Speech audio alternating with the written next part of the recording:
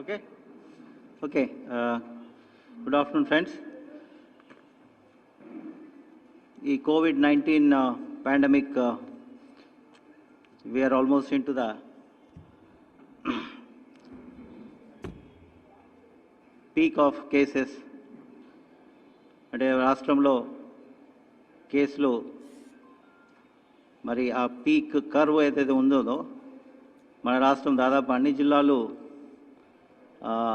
Curve కొన్ని enter అయినాయి peak కర్వ్లోకి, కొన్ని దాదాపు పీక్ మధ్య దశలో ఉన్నాయి.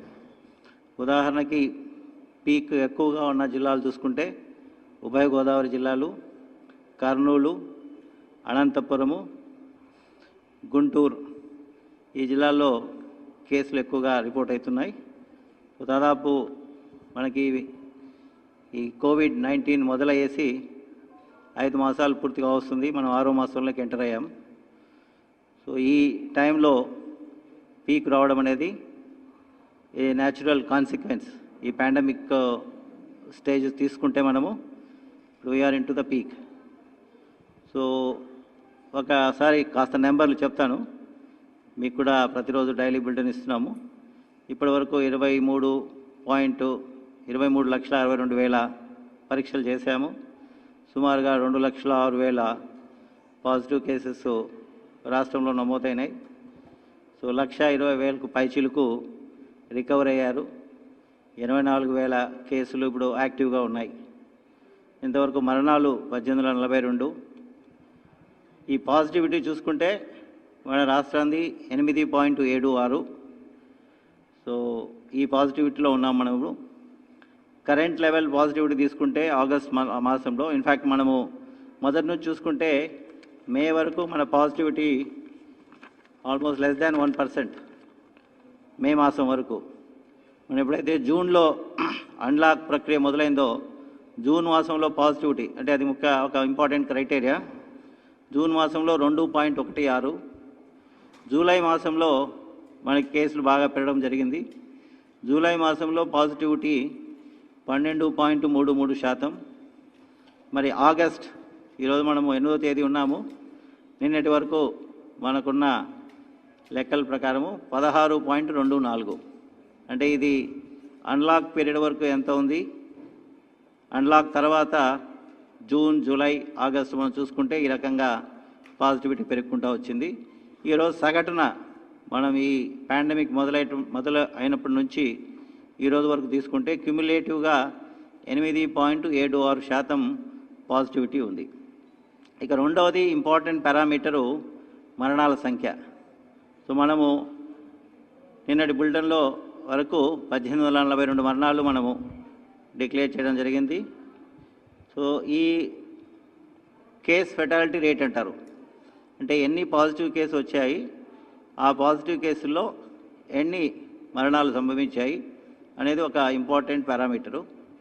దాని ప్రకారం లెక్క వేస్తే మనకున్న ఈ డెత్స్ ఏవైతే ఉన్నాయో, మన నెంబర్ ఆఫ్ పాజిటివ్ కేసెస్ 2,60,000 మీద లెక్క పెడితే ఈ 1842 మరణాలని 0.89%, అంటే 8 దాదాపు 0.9% ఉంది, లెస్ దాన్ 1%.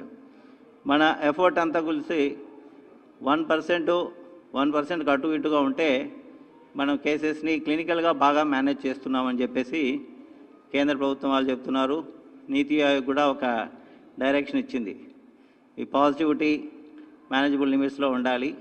దాని తర్వాత కేస్ ఫెటాలిటీ రేటు 1% అటు ఇటుగా ఉండాలనేసి. సో ఆ లెక్కన వేసుకుంటే కేస్ ఫెటాలిటీ రేటు మనము ఐ థింక్ కంట్రోల్డ్గానే ఉన్నట్లు మనం భావించాలి. ఇక ఇప్పుడు ఇన్ని కేసులు వస్తున్నప్పుడు మనము ప్రభుత్వం కానీ ప్రజలు కానీ అందరం కూడా దృష్టి పెట్టాల్సిన అంశం వచ్చేసి సివియర్గా symptomatic cases. Severe symptomatic cases అంటే ఇప్పుడు ఇంతవరకు మాకున్న అనుభవం ప్రకారము 3-4 రోజులు జ్వరం వచ్చి కంటిన్యూస్గా జ్వరం తగ్గకుండా ఊపిరి ఆడడము అంటే బ్రెత్లెస్నెస్, అంటే శ్వాస తీసుకోవడంలో కన్నా ఇబ్బంది ఉండి, మరి మేమందరం కూడా ఏఎన్ఎంస్కి పల్స్ ఆక్సిమీటర్స్ ఇచ్చాము మన ఆక్సిజన్ శాచురేషన్ లెవెల్స్ మెజర్ చేసుకునే దానికోసం. అది 94% కంటే అంటే 94% కంటే తక్కువ ఉన్న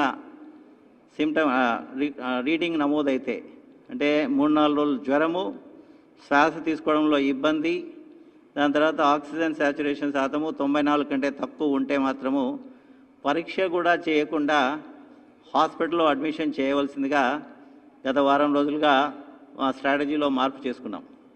ఎందుకంటే టెస్ట్ చేసి రిజల్ట్ వచ్చి కొంత టైము వేస్ట్ అవుతుంది. సో ఇటువంటి కేసుల్ని క్లినికల్ డయాగ్నోసిస్ అంటారు దీన్ని. ఆ క్లినికల్ లక్షణాలు బట్టి మనము హాస్పిటల్లో అడ్మిట్ చేయాల్సిన అవసరం ఉంది. ఈ రకంగా ఏర్పాటు చేయడం వల్ల ఏంటంటే మరణాలు సంభవించక ముందు ఏదైనా ఒక కేసుని హాస్పిటల్లో అడ్మిట్ చేసిన తర్వాత ఒక 6 నుంచి 7 రోజులు వ్యవధిగానే డాక్టర్స్కి ఇవ్వగలిగితే మనము ఆ కేసును ట్రీట్ చేసేదానికి, ఆ క్రెడిట్స్ని సేవ్ చేసేదానికి అవకాశం ఎక్కువ ఉంది. ఇప్పటికి కూడా కొన్ని మరణాలు అడ్మిట్ అయిన 2 రోజులు కానీ 3 రోజులు కానీ అడ్మిట్ అయిన రోజులు కానీ మరణాలు సంభవిస్తున్నాయి. సో అది తగ్గాలి అంటే మనం ఎవరైతే ఈ లక్షణాలు ఉన్నాయో వాళ్ళు సెల్ఫ్ రిపోర్టింగ్ చేసుకోవాల్సి ఉంటుంది. దాని తర్వాత ప్రభుత్వం కూడా, వైద్య శాఖ కూడా కలెక్టర్ల ద్వారా ఇటువంటి కేసుల్ని ఐడెంటిఫై చేసి మరి హాస్పిటలైజ్ చేయాల్సిందిగా మనం ఆదేశాలు ఇచ్చాము. సో ప్రతి గ్రామంలో కూడా విలేజ్ సెక్రటరియట్లో ఉన్న వాలంటీర్ వ్యవస్థని, అక్కడ ఉన్న విలేజ్ సెక్రటరీ ఎంప్లాయీస్ని, ముఖ్యంగా ఏఎన్ఎంని మరి డైరెక్షన్స్ ఇవ్వడం జరిగింది. ప్రతి గ్రామంలో కూడా ఈ రకమైన లక్షణాలు ఉంటే మరి వెంటనే వాలంటీర్కి కానీ ఏఎన్ఎం కానీ తెలియజేయమని చెప్పి టామ్ వేయడం కూడా జరిగింది. సో ఈరోజు మీ ద్వారా నేను చేసిన అప్పీల్ ఏంటంటే, ఈ లక్షణాలు ఎవరికున్నా కానీ జ్వరం 3-4 రోజుల పైన వస్తూ శ్వాస తీసుకోవడంలో ఇబ్బంది ఉన్నవాళ్ళు వెంటనే 104 కాల్ సెంటర్కి ఫోన్ చేసి, లేదా అందుబాటులో ఉన్న ఏఎన్ఎంకి వాలంటీర్కి తెలియజేస్తే వాళ్ళని మరి వెంటనే ఒక చిన్న టెలికన్సల్టేషన్ ద్వారానో ఏఎన్ఎం వెరిఫై చేసుకొనో హాస్పిటల్కి తీసుకొచ్చేదానికి ఏర్పాటు చేశాము. కాబట్టి ఇక్కడ నిర్లక్ష్యం వహించదండి. ఎవరికైతే ఈ లక్షణాలు ఉన్నాయో, ముఖ్యంగా జ్వరము 4 రోజులుగా 3-4 రోజులుగా వస్తూ డిఫికల్టీ ఇన్ బ్రీతింగ్, శ్వాస తీసుకోవడంలో ఇబ్బంది ఉంటే మాత్రం తప్పకుండా మీ విలేజ్లో వ్యవస్థ పెట్టాము. తర్వాత జిల్లా స్థాయిలో ఒక కంట్రోల్ రూమ్ ఉంది. ఆ నెంబర్ కూడా ఆ జిల్లాలలో బాగానే ప్రాచుర్యం పొంది ఉంది. రాష్ట్రం మొత్తానికి 104 కాల్ సెంటర్ నెంబర్ కూడా 24/7 పనిచేస్తుంది. కాబట్టి ఎవరైనా సరే హాస్పిటల్ అడ్మిషన్కి ఈ నెంబర్కి ఫోన్ చేయొచ్చు. మీ గ్రామస్థాయిలో ఉండే సిబ్బంది కూడా తెలియజేయచ్చు. అట్లనే గ్రామస్థాయితో పాటు మండల స్థాయిలో కూడా ఒక కంట్రోల్ రూమ్ ఏర్పాటు చేసుకోమని చెప్పాము. సో ఈ రకంగా కోఆర్డినేట్ చేస్తూ డిస్ట్రిక్ట్ లెవెల్లో కంట్రోల్ రూమ్ ఉంది, స్టేట్ లెవెల్లో 104 కంట్రోల్ రూమ్ ఉంది. కాబట్టి ఇన్ని వెసులుబాటు ఉంది. కాబట్టి ఏమాత్రం నిర్లక్ష్యం చేయొద్దండి. లాస్ట్ మినిట్లో రావడం వల్ల కొన్ని సందర్భాల్లో ఆ కేసుల్ని సేవ్ చేయలేకపోతున్నాము. సో నా యొక్క విజ్ఞప్తి, అప్పీల్ రాష్ట్ర ప్రజలందరికీ, ఈ 3 సిమ్టమ్స్ జ్వరము, తర్వాత బ్రెత్లెస్నెస్, శ్వాస తీసుకోవడంలో ఇబ్బంది, మీ ఆక్సిజన్ శాచురేషన్ లెవెల్ మరి 94 కంటే తక్కువ ఉంటే మాత్రం వెంటనే హాస్పిటల్లో చేరవలసిందిగా కోరుచున్నాను. ఇక ఇప్పుడు వచ్చేసి ఈ రకంగా సిమ్టమాటిక్ కేసెస్ని హాస్పిటల్లో చేర్చుకుంటూ మనం క్లినికల్గా ఈ పేషెంట్స్ని, ఈ పాజిటివ్స్ని, ముఖ్యంగా సీవియర్ కేసెస్ని ఎలా మేనేజ్ చేసుకోవడం అనేది ప్రధానమైన ఉద్దేశం, ఇప్పుడు ప్రధానమైన అంశము. So clinical management of the positive cases, ముఖ్యంగా సివియర్లీ సిమ్టమాటిక్ కేసెస్. సో దీంట్లో ఏదైనా మరణం సంభవిస్తే అంటే మా ఎఫర్ట్ అంతా మరణాల శాతము, మరణాల సంఖ్య తగ్గించడానికి మరి పూర్తి స్థాయిలో ప్రయత్నం చేస్తున్నాము. మన నెంబర్స్ కూడా మనం చేసే ఎఫర్ట్కి కొంత తార్కాణము. సో సేవింగ్ లైఫ్స్ అనేది ఇంపార్టెంట్గా పెట్టుకున్నాము హాస్పిటల్స్లో. ముఖ్యంగా ఏదైతే క్రిటికల్ కేసెస్ని ట్రీట్ చేసే హాస్పిటల్స్, మన గవర్నమెంట్ జనరల్ హాస్పిటల్స్ కానీ, private medical college teaching hospitals కానీ, మిగతా జిల్లా స్థాయిలో ఉండే ప్రైవేట్ హాస్పిటల్, ఆరోగ్యశ్రీ హాస్పిటల్ అన్నిటికీ కూడా ఈ మరణాలు సంభవించేటప్పుడు ఒక 3 అంశాలని ప్రధానంగా చూస్తున్నాము. అంటే ఏదైనా మరణాలు కొన్ని సంభవిస్తాయి తప్పకుండా. ఈ కోవిడ్-19 పాండమిక్లో కనీసము 6 రోజులన్నా ఆ మనిషి కానీ ఆ పాజిటివ్ కేసు కానీ హాస్పిటల్లో ఉండేదానికి అవకాశం వచ్చిందా లేదా, అంటే 6 రోజులకు ముందు మరణం సంభవిస్తే ఎక్కడో లోపం ఉందనేసి కలెక్టర్లకు చెప్తున్నాము, జిల్లా వైద్యాధికారులకు చెప్తున్నాము.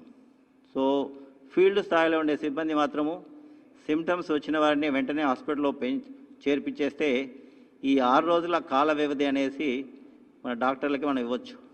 6 రోజుల కంటే ముందు అయిందంటే మాత్రము అక్కడ పొరపాటు అయిందో చూసుకోమని చెప్పడం జరుగుతుంది. రెండవది, మనం ఇవ్వాల్సిన క్లినికల్ ప్రోటోకాల్, అంటే కేంద్ర ఆరోగ్య మంత్రిత్వ శాఖ ఇచ్చింది కానీ WHO ఇచ్చిన ప్రోటోకాల్స్ కానీ మనము ఆ కేసులో కేస్ షీట్ ప్రకారము ఫాలో అయినామా లేదా, అంటే ఏ రకమైన వైద్యాలు ఇవ్వాలి, వైద్యానికి ఏమాత్రము వెనుకాడడం లేదు. మనకి అందుబాటులో వచ్చిన రెమ్డెసివిర్ ప్రతి హాస్పిటల్లో ఎక్కడైతే క్రిటికల్ కేసు ఉన్నాయో అక్కడ ఉంచడం జరిగింది. ఇంకోటి టోసిలిజుమాబ్ అని ఇంకొక మందు కూడా వచ్చింది, సో దీన్ని కూడా పెట్టడం జరిగింది. సో ఇవన్నీ ఇస్తున్నారా, మొదట స్టీరాయిడ్స్ ఇస్తున్నారా, అవసరమైన చోట యాంటీకోయాగులేట్స్ ఇస్తున్నారా, చివరిలో రెమ్డెసివిర్ ఇస్తున్నారా, ఇవన్నీ ఈ ప్రోటోకాల్ జరిగిందా లేదా చూస్తున్నాము.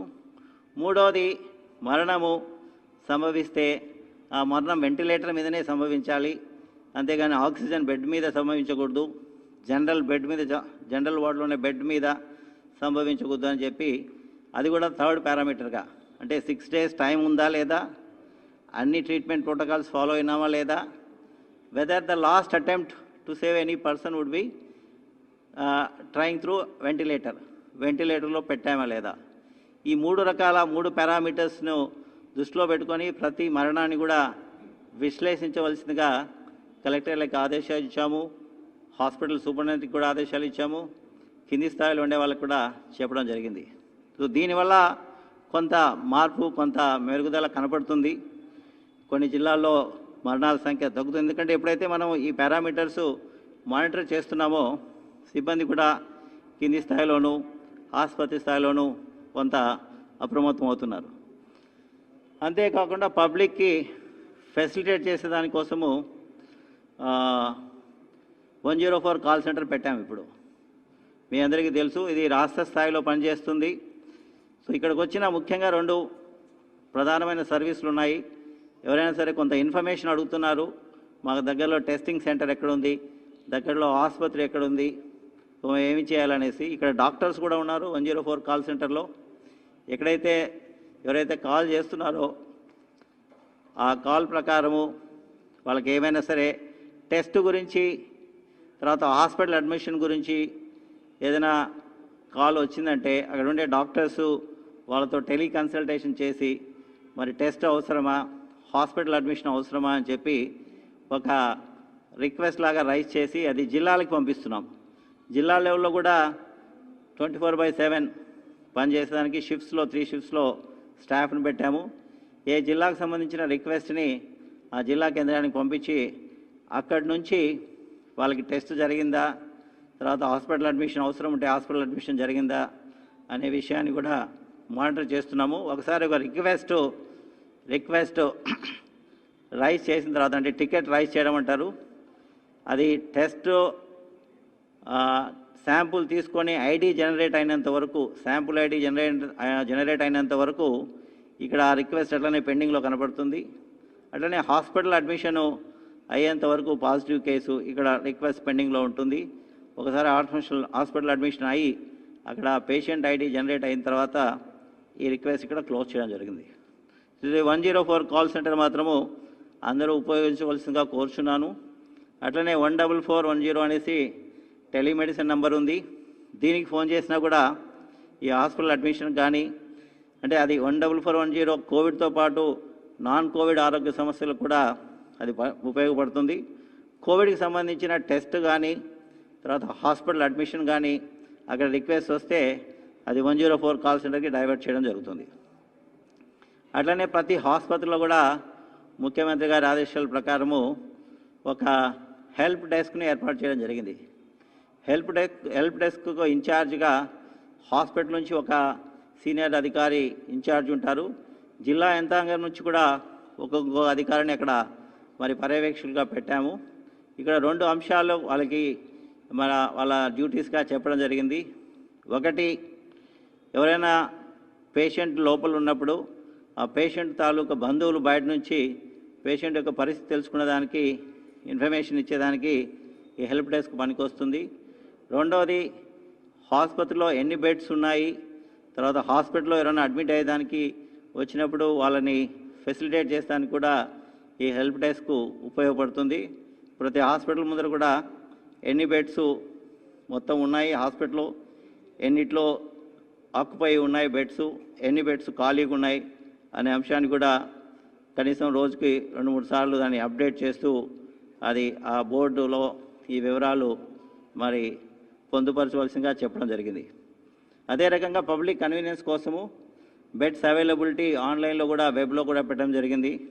సో పబ్లిక్కి సంబంధించి పోర్టల్లో హెల్త్ డిపార్ట్మెంట్స్ ఒక పోర్టల్ పెట్టి ఉంది. దాంట్లో కూడా ఒక్కొక్క హాస్పిటల్లో బెడ్స్ ఎన్ని ఉన్నాయని కూడా మరి ఆ సమాచారం కూడా పెట్టడం జరిగింది. ఇప్పుడు నెంబర్స్ పెరుగుతున్నాయి. ఈ నెంబర్స్ పెరిగే దాంట్లో ప్రజలు కూడా బాధ్యత వహించాలి. ఇంకొకటి ముఖ్యమైనది ఈ టైంలో చేయాల్సింది ఏంటంటే పబ్లిక్ పార్టిసిపేషన్. రేపు ప్రభుత్వాలు మరి బెడ్స్ పెంచింది, తర్వాత అడిషనల్ స్టాఫ్ ఇస్తున్నారు, టెస్టింగ్ కెపాసిటీ పెంచారు, తర్వాత మంచి మెడిసిన్స్ కూడా అందుబాటులో పెంచాము, వెంటిలేటర్స్ కూడా పెట్టడం జరిగింది. ప్రజలు మరి వాళ్ళ బాధ్యత ఏందనేసి ఒకసారి వాళ్ళు కూడా గుర్తు చేసుకోవాలి. సో ఈ టైంలో ప్రతి ఒక్కరూ మరి వాళ్ళకుండే కవచాలు వచ్చేసి 3 ఉన్నాయి. అంటే కోవిడ్ ఈ వైరస్ దాదాపు ఎవరిని స్పేర్ చేయదు, అందరూ ఈక్వలే ఈ కోవిడ్ వైరస్కి. మనం జాగ్రత్త లేకపోతే మనము ఈ వైరస్ బారిన పడతాం. సో మనం ఈ వైరస్ బారి నుంచి తప్పించుకోవాలంటే మాత్రం మనకు ఉండేటి 3-4 ప్రధానమైన రక్షక కవచాలు. ఒకటి వచ్చేసి పబ్లిక్ ప్లేస్కి కానీ మీ ఇంటి నుంచి బయటికి వచ్చినప్పుడు తప్పనిసరిగా మాస్క్ ధరించాలి. ఇంట్లో ఉన్నప్పుడు పర్వాలేదు, కానీ ఇంట్లో ఉన్నప్పుడు ఇంట్లో ఒకవేళ పాజిటివ్ కేసు ఉంటే ఇంట్లో కూడా మనం పెట్టుకోవాల్సిన అవసరం ఉంది. కానీ ఇంట్లో పాజిటివ్ కేసు లేనప్పుడు ఇంట్లో పెట్టుకోవాల్సిన అవసరం లేదు.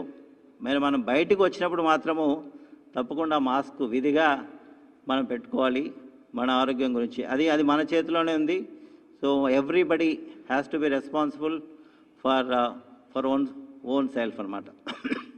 ఇది లేకపోతే మాత్రం ప్రాబ్లం వస్తుంది. ఎందుకంటే అవతల వ్యక్తికి కోవిడ్ ఉన్నా ఆయన మాస్క్ పెట్టుకొని మనం మాస్క్ పెట్టుకుంటే అతని నుంచి మనకి మరి ఈ వైరస్ వచ్చేదానికి అవకాశాలు 90% తగ్గిపోతాయి ఒకసారి మనకైనా మాస్క్ పెట్టుకోవడం మొదలు పెడితే.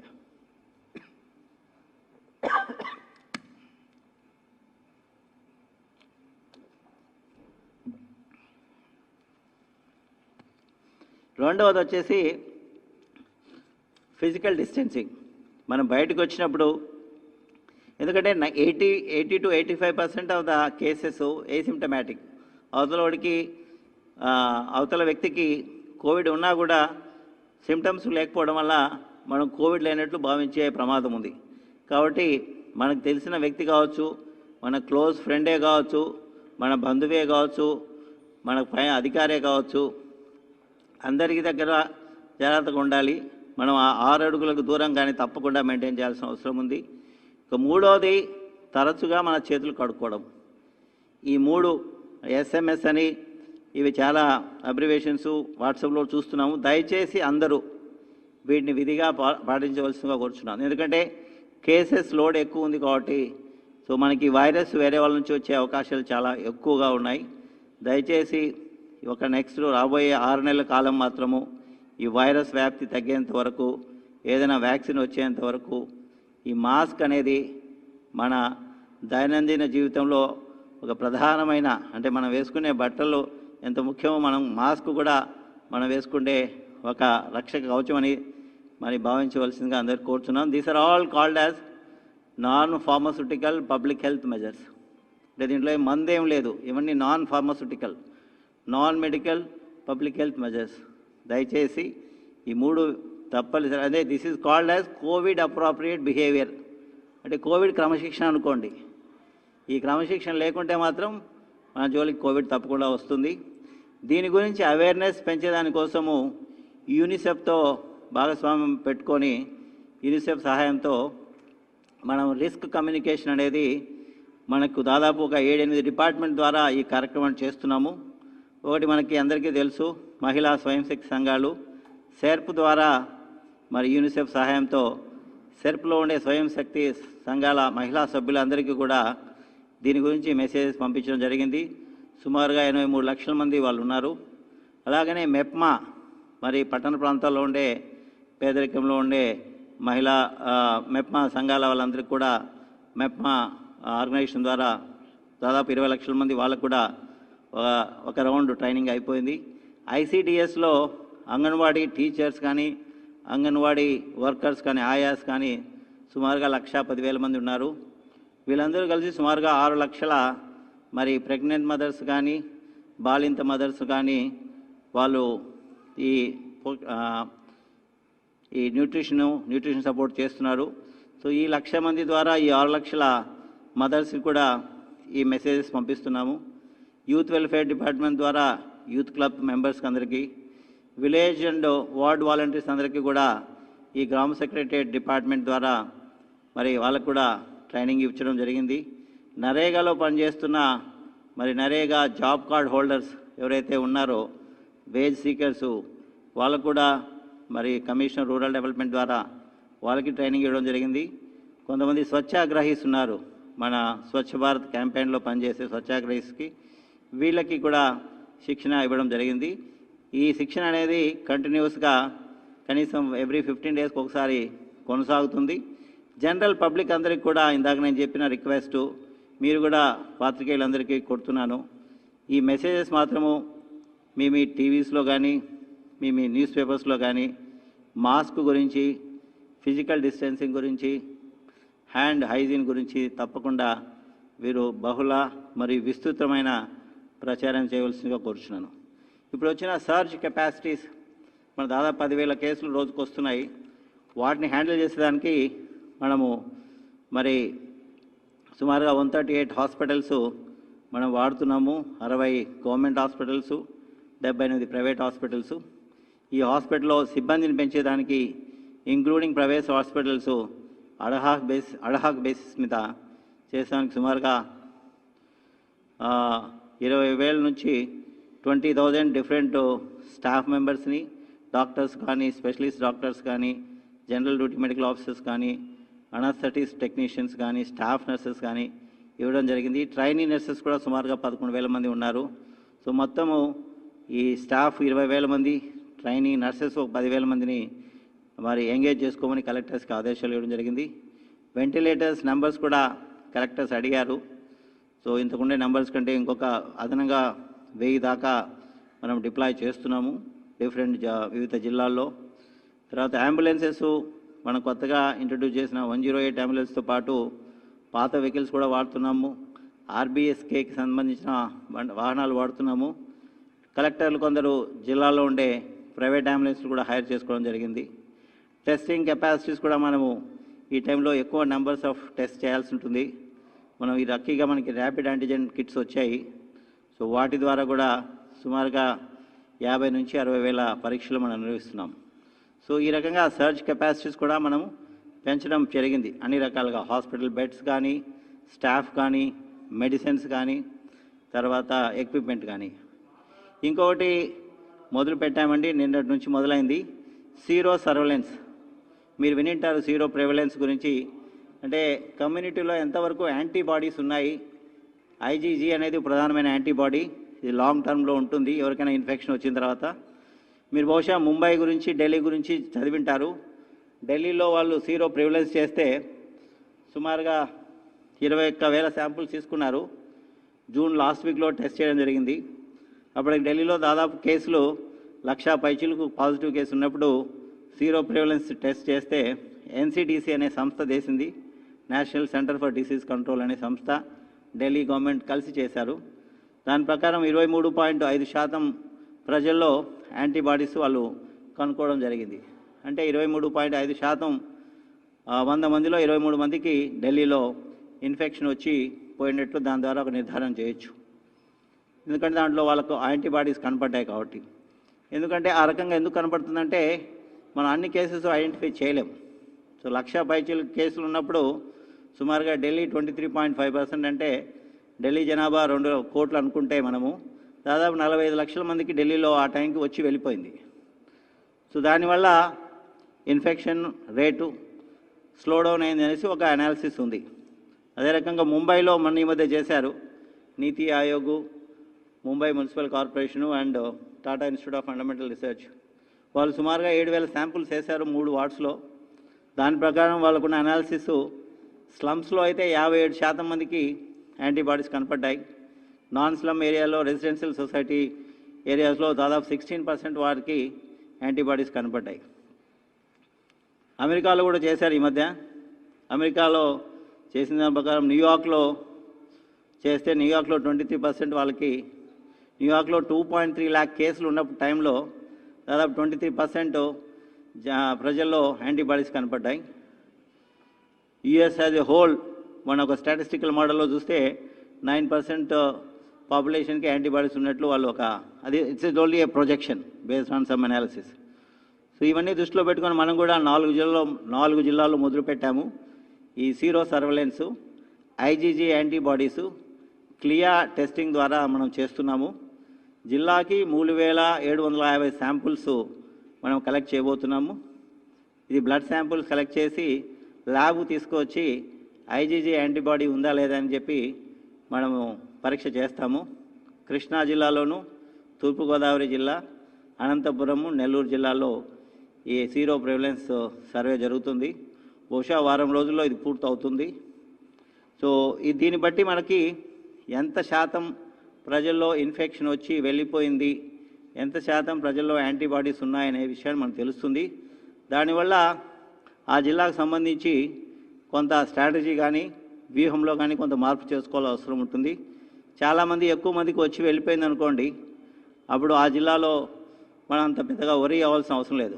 అంటే 100 మందిలో 25 మందికి వచ్చిందంటే ఇంకా వల్నరబుల్ పాపులేషను 75% మాత్రం ఉండట్లే, 20% మంది దాదాపు ఇన్ఫెక్షన్ ఆల్రెడీ వచ్చిపోయింది కాబట్టి.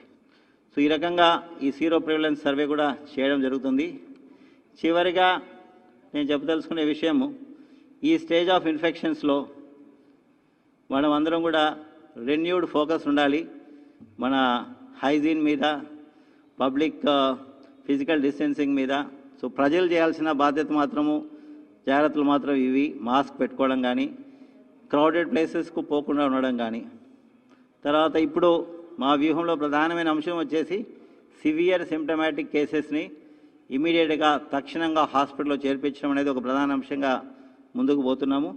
అలాగనే ఏసిమ్టమాటిక్ కేసెస్ కానీ, మైల్డ్ కేసెస్ కానీ హోమ్ ఐసోలేషన్ ద్వారా, కోవిడ్ కేర్ సెంటర్ ద్వారా హ్యాండిల్ చేయడం జరుగుతుంది. సో ప్రతి గ్రామంలో కానీ, ప్రతి వార్డులో కానీ అక్కడుండే ప్రజలే వాళ్ళలో ఎంతమంది మాస్క్ పెట్టుకుంటున్నారు బయటకు వచ్చినప్పుడు అనే విషయాన్ని వాళ్ళు కూడా సొంతంగా, అంటే కమ్యూనిటీనే మానిటర్ చేసుకుంటే మంచిది. సో ఆ రకమైన కార్యక్రమాలు కూడా ప్రజలకు తెలియజేయాలని చెప్పేసి యూనిసెఫ్ ద్వారా తొందరలో ఒక కార్యక్రమం చేపట్టబోతున్నాం ఈ మాస్క్ వేరింగ్ మీద, ఈ ఫిజికల్ డిస్టెన్సింగ్ మీద. ఆ వివరాలు కూడా నెక్స్ట్ వీక్లో బహుశా దాన్ని స్టార్ట్ చేసే అవకాశం ఉంది. సో ఇది ప్రధానంగా ప్రజలు జాగ్రత్తగా ఉండాలి. ఎవరైతే సిమ్టమ్స్ ఉన్నాయో, నేను మొదట్లో చెప్పినట్లు జ్వరము 4-5 రోజులు, 3-4 రోజుల నుంచి జ్వరము, శ్వాస తీసుకోవడంలో ఇబ్బంది, ఆక్సిజన్ శాతం 94 కంటే తక్కువ ఉంటే మాత్రం దయచేసి మీ విలేజ్ వాలంటీర్కి, వార్డు వాలంటీర్కి తెలియజేసి ఆ వ్యవస్థ ద్వారా అయినా హాస్పిటల్లో చేరండి. 104 కాల్ సెంటర్కి ఫోన్ చేసి మీ వివరాలు మాకు తెలియజేస్తే వెంటనే జిల్లా కంట్రోల్ రూమ్ ద్వారా మిమ్మల్ని మళ్ళీ ఫోన్ చేసి మిమ్మల్ని హాస్పిటల్లో చేర్చడానికి, మీ లైఫ్స్ సేవ్ చేయడానికి ప్రయత్నం చేస్తామని తెలియజేస్తున్నాం. Thank you.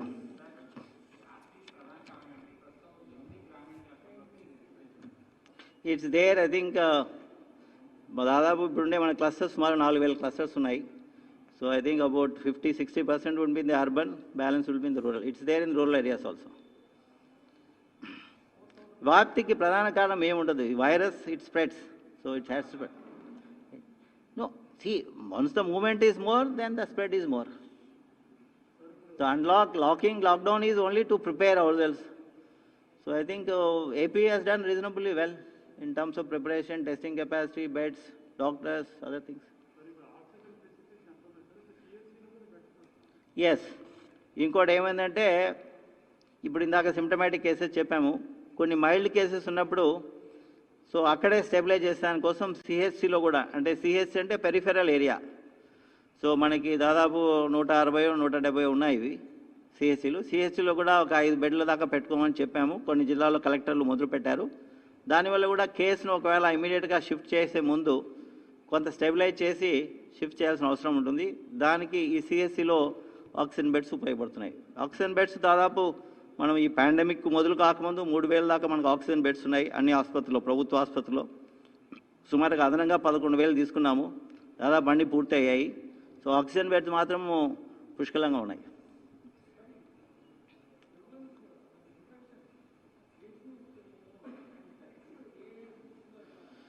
అంటే డెత్స్ ఓవరాల్గా యూనివర్సల్ ఫినామినా వచ్చేసి అబౌవ్ 60 కోమార్బిడిటీ ఉన్నా లేకపోయినా ఇది హై రిస్క్ గ్రూప్. మన రాష్ట్రానికి వచ్చేసి 40 years with comorbidity is also a high risk group. So ప్రధానంగా 60-70% ఆఫ్ ద డెత్స్ ఈ 2 కేటగిరీలో ఉన్నాయి. మిగతా 30% లెస్ దాన్ 40%లో కూడా కనపడుతున్నాయి, 40 yearsలో కూడా కనపడుతున్నాయి, 40 yearsలో కూడా ఉన్నాయి. So it's really behaving differently in different people.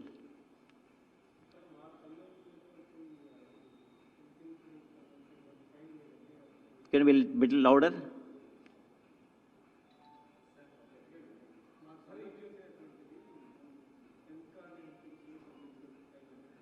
Okay.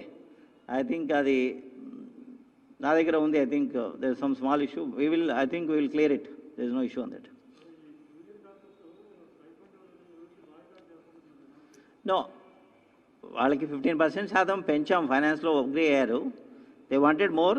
I think it's in the final stage. We'll issue the orders. We have told them we are in talk. అంటే మా DME is in touch with them. 15% పెంచాము, but they want more. So we are trying to file is in the finance department. I think sort out అవుతుంది. అది ఇచ్చేసాం.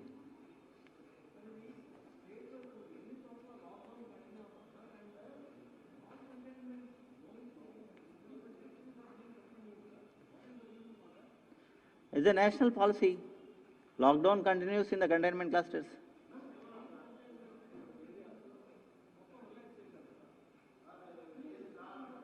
Non-containment కాదు కదా, containment క్లస్టర్స్లో.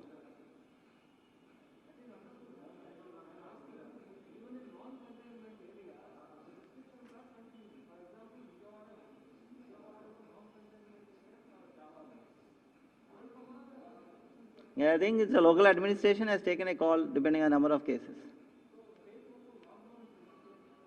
We don't use the word lockdown. We only call it as a cluster containment measures.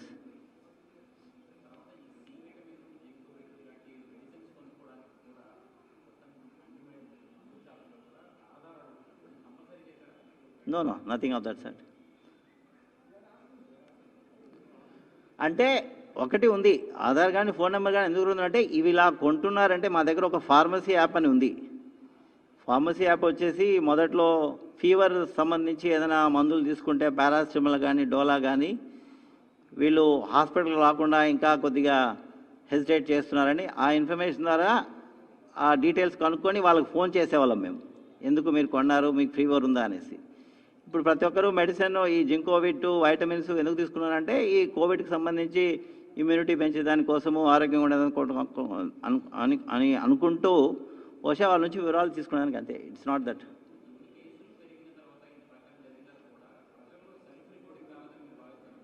కొన్ని కేసులు late వస్తున్నారు, ఇంకా we have problem. అంటే వన్ డే హాస్పిటల్ చేరి వాళ్ళు ఏంటంటే స్ట్రైట్గా గవర్నమెంట్ హాస్పిటల్కి వస్తే బాగుంటుంది, వాళ్ళు ఏదో వాళ్ళకి తెలిసిన డాక్టర్ దగ్గరికి పోవడము, వాళ్ళకి అవగాహన లేకపోవడము, ఏదో మామూలు జ్వరం అనుకోవడము, ఫైనల్గా బ్రెత్లెస్నెస్ వచ్చిందంటే అప్పటికే డ్యామేజ్ జరిగినట్లు. సో బ్రెత్లెస్నెస్ ఇదే సీరియస్ సిమ్టమ్. దయచేసి ఎవరికైతే బ్రెత్లెస్నెస్ ఉందో ఇంకా వాళ్ళు ఏమీ ఆలోచించకుండా డైరెక్ట్గా వాళ్ళకి తెలిసిన గవర్నమెంట్ కోవిడ్ హాస్పిటల్ చేరుకోవడం మంచిది. ఉంది, ఇంకా ఆ ప్రాబ్లం ఉంది. ఇన్ఫ్యాక్ట్ మీరు మొన్న ఎక్కడో మీ వాళ్ళే రాశారు, నాకేం కాదనుకోని లాస్ట్లో వచ్చి ఎక్కడో కడపలో ఒక ఆయన సాక్ష్యం చనిపోయానంటే చూశాను నేను మీ మీడియా గ్రూప్స్లోనే. నేను మొన్న ఎక్కడో ఒక ఆయన ఏపీఓ ఇన్ ఈస్ట్ గోదావరి ఎవడు, ఆయన ఏమి చూపించకుండా లాస్ట్ మినిట్కి వచ్చాడు, చనిపోయాడు.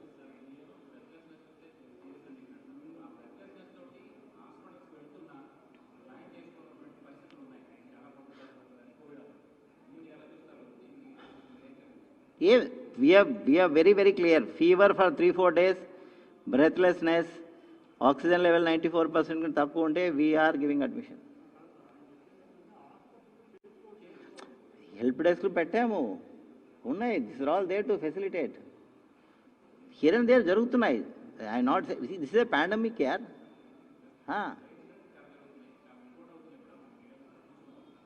No we are aware of this thing. కొందరు ఏమంటారంటే there are other issues also. The moment నేను బ్రెత్లెస్నెస్ అంటే రేపటి నుంచి మీకు కూడా అనిపిస్తుంది నాకేదో రావడం లేదు. కొన్ని సైకలాజికల్ ఉంటాయి. So we have to, doctor has to assess and then decide. See our endeavour is serious కేసుకి హాస్పిటల్లో బెడ్ దొరకపోకుండా ఉండాల. నాన్ సీరియస్ కేసు ఇంట్లో అయినా హ్యాండిల్ చేయాలి. సో దానికి we have to facilitate. Non serious case వచ్చి కూడా నాకు భయం వేస్తుంది హాస్పిటల్లో పెట్టుకోవాలంటే ఇట్స్ డిఫికల్ట్ టు హ్యాండిల్. అది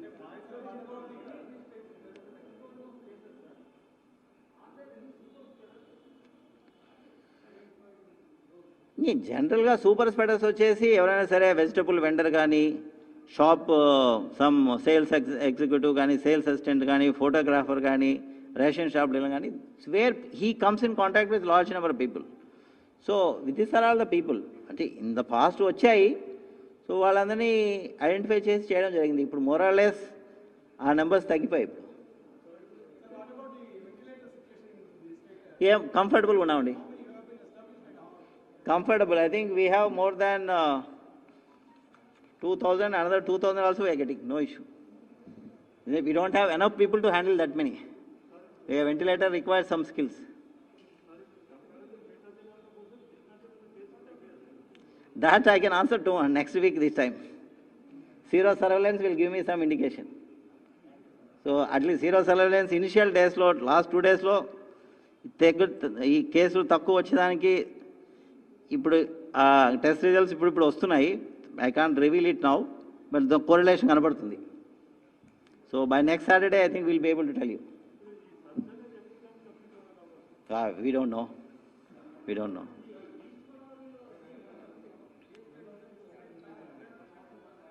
Pardon? Cause density, 55 lakh population. It's like a big urban area, urban settle లాగా ఉంటుంది అది. So all villages also like towns. So density of the population is one reason. That's what we can think of.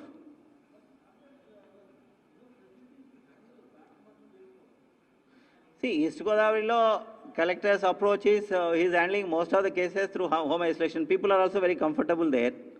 So, and East Godavarilo you got 2 private medical college hospitals, 1 GGH, 1 district hospital. So we are able to handle them. And then there are enough COVID care centers beds, almost 8 to 10,000 COVID care center beds are there.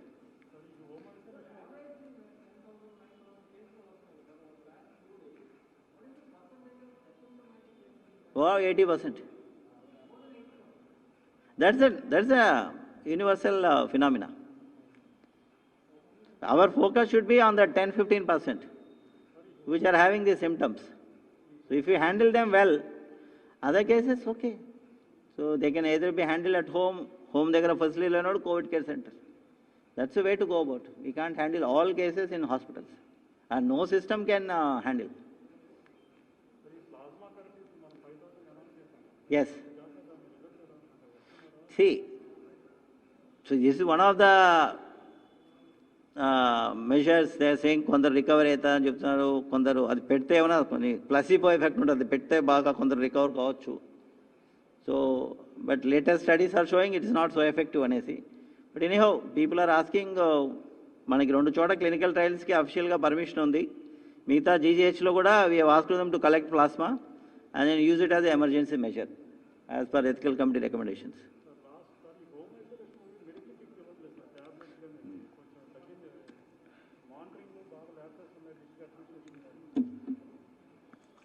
We have told all collectors, so we have told them to give the kits also, and there is a separate help desk in each collectorate for home isolated cases. Numbers ఎక్కువైనా కాబట్టి వాటిని pH స్థాయికి తీసుకెళ్ళి పిహెచ్లోని medical officer కూడా ఇవ్వడం జరిగింది. So వాళ్ళకి కావాల్సిన మెడిసిన్స్ పెద్దగా అవేం కాస్ట్లీ కాదు. It all vitamin tablets, little bit of azithromycin and your paracetamol. So we are giving. Thank you.